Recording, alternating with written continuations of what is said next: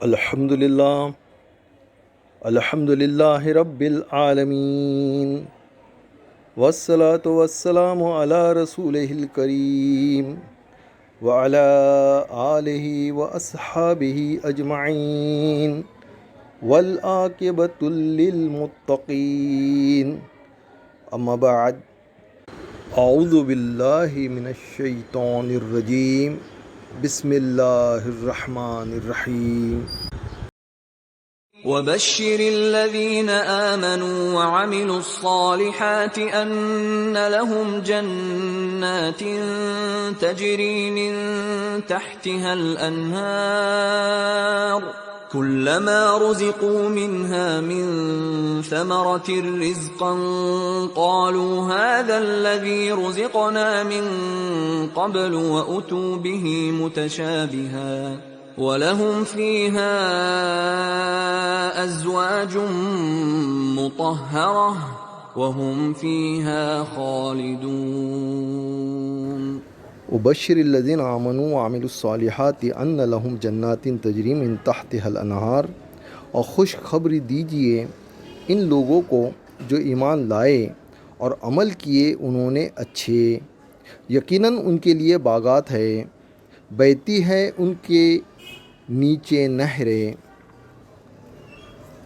کلما رزقوا منہا من ثمرۃ رزقا قالوا ھذا الذی رزقنا من قبل واتوا بہ متشابہا ولہم فیہا ازواج مطہرۃ وہم فیہا خالدون، کہ جب بھی دیے جائیں گے وہ ان میں سے کوئی پھل بطور رزق کے تو کہیں گے یہ تو وہی ہے جو دیے گئے تھے ہم اس سے پہلے، اور دیے جائیں گے رزق ملتا جلتا، اور ان کے لیے ان میں بیویاں ہیں پاکیزہ اور وہ ان میں ہمیشہ رہے گے۔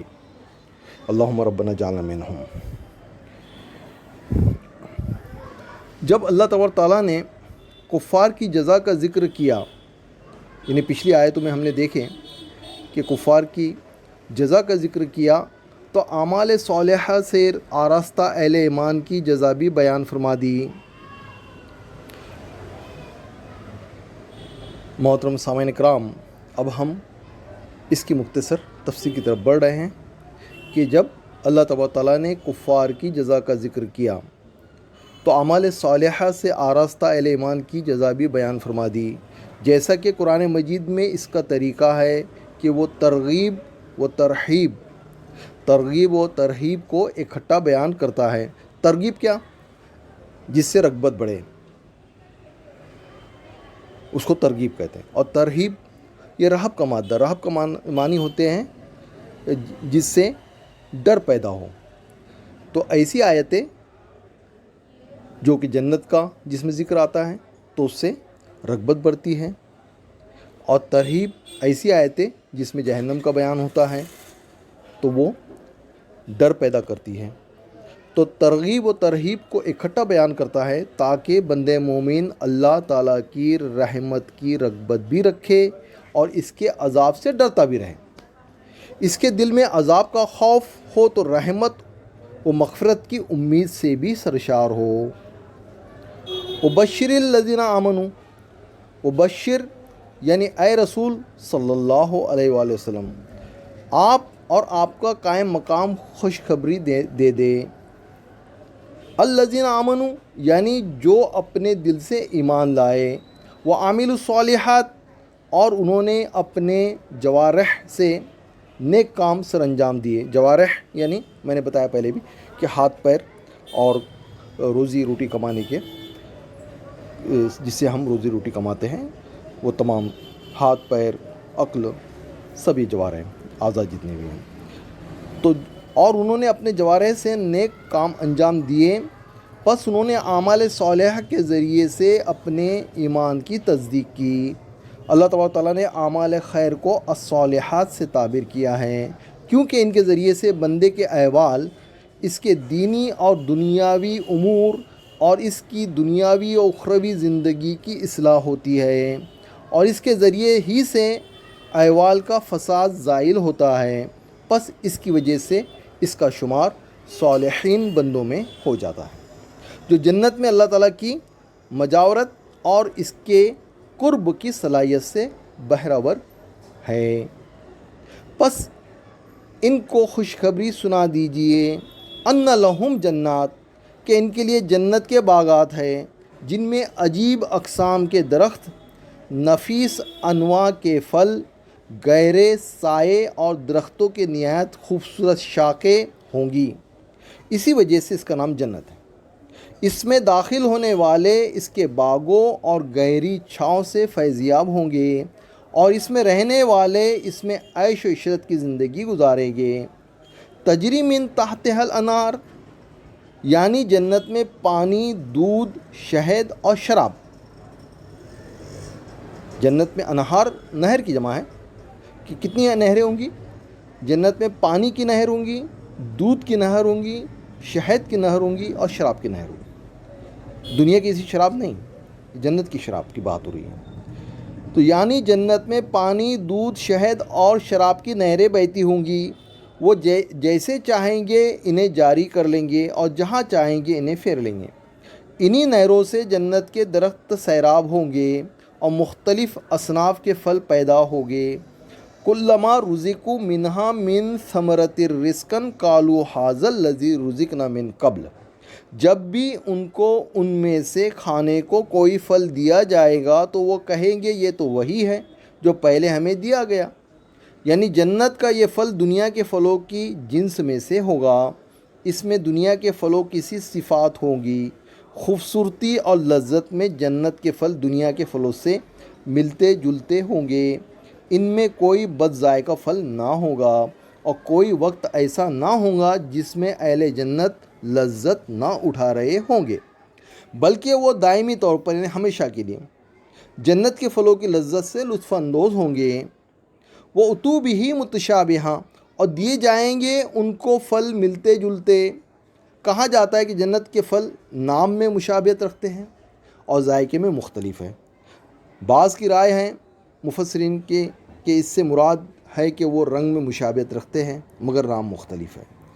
بعض مفسرین کہتے ہیں کہ اس سے مراد ہے کہ وہ خوبصورتی، لذت اور مٹھاس میں ایک دوسرے سے مشابہ ہے۔ شاید یہی تعبیر احسن ہے۔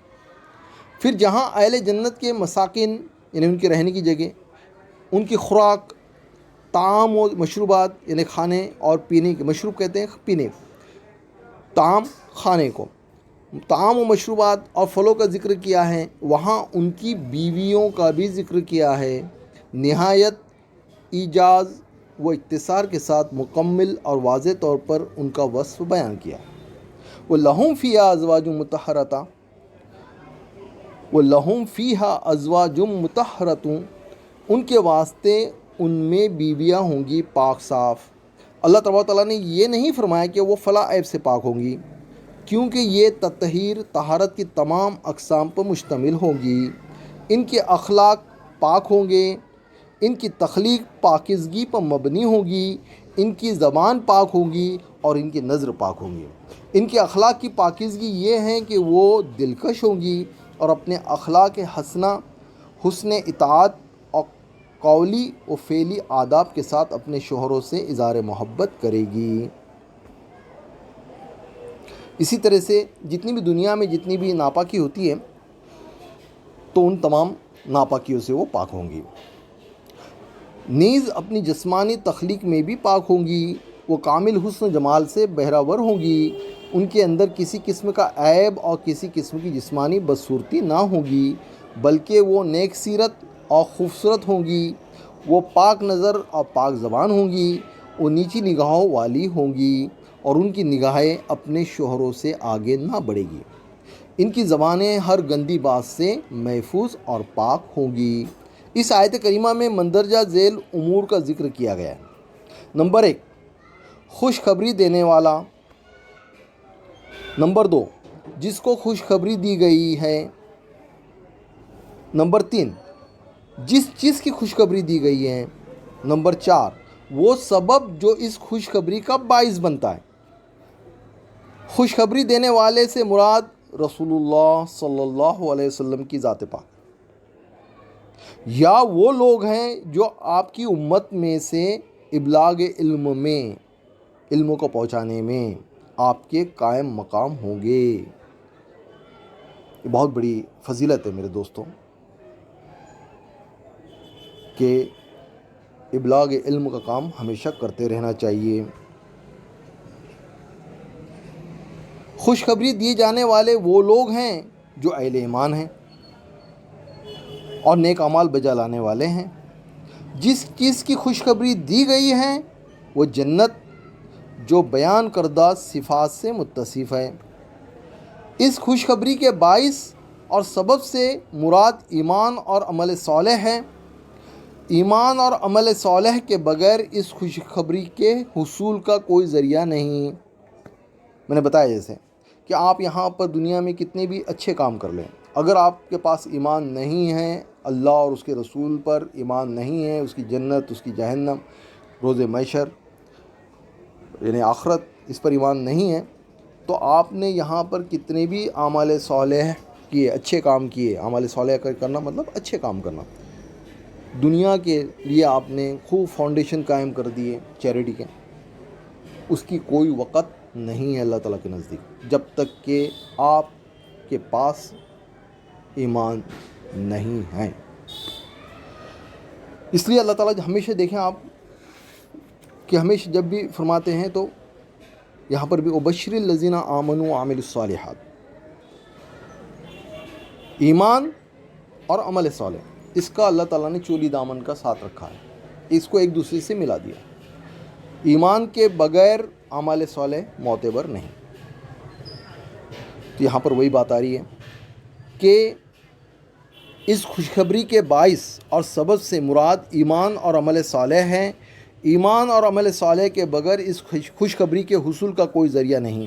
یہ سب سے بڑی خوشخبری جو بہترین اسباب کے ذریعے سے افضل ترین ہستی کی زبان مبارک سے دی گئی ہے، نبی محترم صلی اللہ علیہ وسلم کی زبان مبارک سے ہم کو دی گئی۔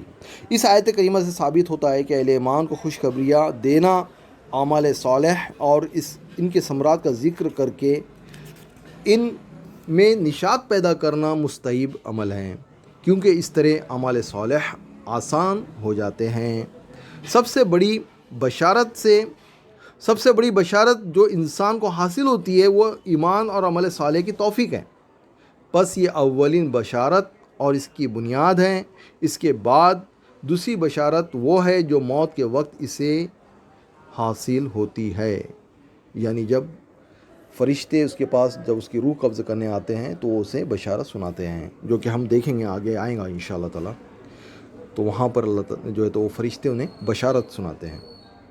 تو دوسری بشارت وہ ہے جو موت کے وقت اسے حاصل ہوتی ہے، اور اس کے بعد وہ بشارت ہے جو نعمتوں سے بھرپور دائمی جنت میں پہنچ کر اسے حاصل ہوگی۔ اللہ تبارک تعالی ہم کو ایسے لوگوں میں کر دیں۔ اللہم ربنا جعلنا منہم، اللہ تعالی ہم کو ایسے لوگوں میں سے کر دیں۔ ہم اللہ تبارک تعالی سے اس کے فضل کا سوال کرتے ہیں۔ صدق اللہ العظیم و صدق الرسول صلی اللہ علیہ وآلہ وسلم، وآخر دعوانا ان الحمد للہ رب العالمین۔ محترم سامعین کرام، انشاءاللہ العظیم ہم یہ سلسلہ جاری و ساری رکھیں گے، اور آنے والے وقت میں پھر مزید آگے کی آیتوں پر انشاءاللہ تعالی اس کے لفظی معنی اور اس کی مختصر تفسیر معلوم کریں گے۔ صدق اللہ العظیم و صدق الرسول۔